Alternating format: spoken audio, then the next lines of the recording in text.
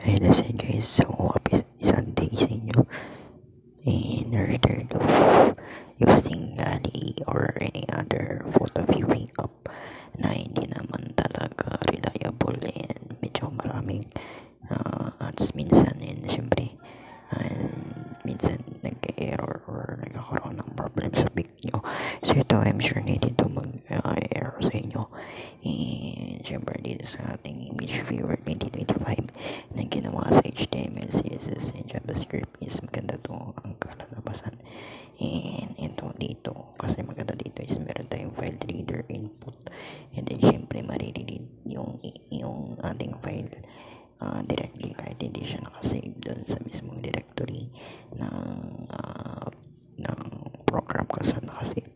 So ito yung sample, makita nyo dito, labas naman tayo.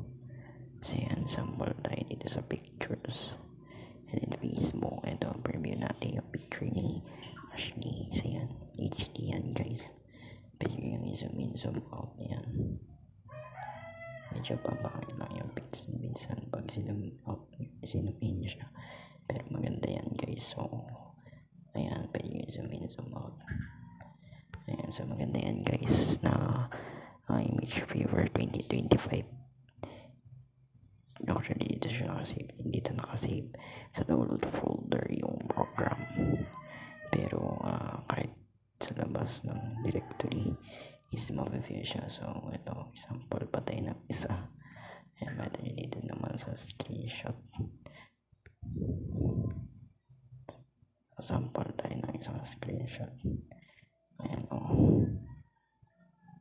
makita nyo yung screenshot is na-view siya, and then may file name pa yan. So yun na guys, and I hope you learned more about our video today. So yun lang guys, and thanks for watching.